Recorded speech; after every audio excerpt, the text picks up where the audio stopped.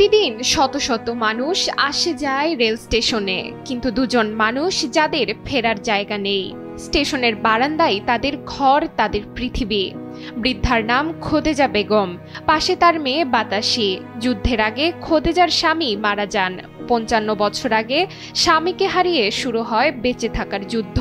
Kushtia court স্টেশনটা এমন একটা জায়গা যেখানে কিন্তু অনেক মানুষ আছে যারা কিন্তু যাদের ঘর বাড়ি নাই, তারা এখানে থাকে। তাদের মধ্যেই কিন্তু অন্যতম হলো যে বাতাসি খালা। আমি জন্মের পরের থেকে দেখছি যে এই বাতাসি খালা এবং তার মা তারা কিন্তু বাসায় কাজ করে এবং এখানেই রয়েছে।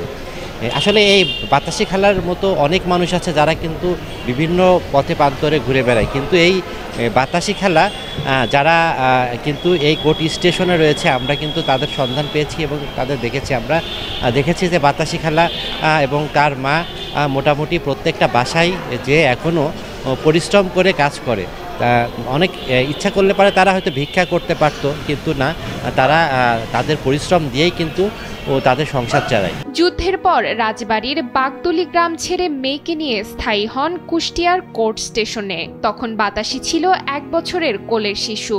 খেয়ে না খেয়ে স্টেশনের বারান্দায় পার করেছেন দিনরাত। মা মেয়ে মিলে কাজ করেছেন মানুষের বাসায়। ওর মা দেখুন আমাদের সামনে নিয়ে আসে, ১.৫ বছর বয়স, কোলে করে নিয়ে আসে।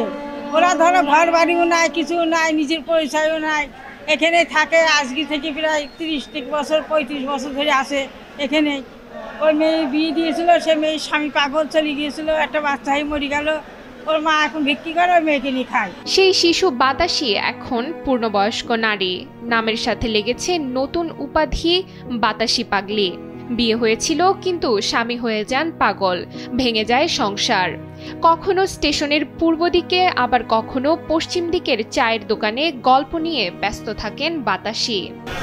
আমি এখানে প্রায় দীর্ঘ ৪ বছর চাকরি করতেছি। তা আমি আসার পর থেকে তাদেরকে দেখতেছি, যেমন আমার আগে যারা চাকরি করছে তাদের মুখ থেকে শোনায় বাতাসি খালার যে মা, উনি দীর্ঘ ৮৪ বছর স্টেশনে আছে এবং তার মেয়ে এখানে বয়স ৮৪ বছর, ৫৪ বছর ধরে স্টেশনে আছে। স্টেশনের এক কর্নারে ঝড় বৃষ্টির ভিতরেও এখানে শুয়ে থাকে। তা আমরা রেলের কর্তৃপক্ষ যারা আছে, আমাদের ঊর্ধ্বতন কর্মকর্তা বা যারা আছে, আমরা তাদেরকে আর্থিকভাবে কিছু সহযোগিতা করি। হয়তো আমরা যে খাবারটা নিয়ে আসি তাদেরকে সেই খাবারটা দিই। দিনে ৭ কাপ চা পান করা আর স্টেশন ঝাড়ু দেওয়া, এই তার রুটিন। হাসে, কথা বলে, ঝাড়ু দেয়, তবু চোখে একা জীবনের ক্লান্তি। দীর্ঘদিন এই বেচারিটা ওই বাচ্চাটা নিয়ে কষ্ট করছে। ওনার স্বামী নেই, আর এই সাদামাটার লোক, এর কোনো আর্থিক সমর্থন বলি কোনো নাই যে বাড়ি করব, গাড়ি করব। বয়সের ভারে হাঁটতে পারেন না বাতাসির মা খোদেজা, ঠিক মতো বলতে পারেন না কথাও। তবু অস্পষ্টভাবে বলেন যুদ্ধের সময় ভাতের মার আর পানি খেয়ে পার করেছেন দিন। কথা বলতে বলতে গলা ধরে এলে অনেকক্ষণ চুপ থাকেন বৃদ্ধ খোদেজা বেগম। না, কেউ নাই।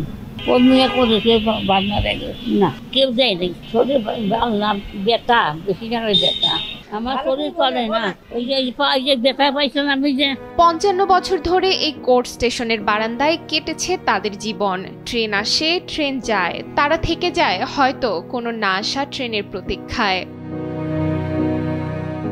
নুসরাত তাজবিয়া, সময়ের আলো।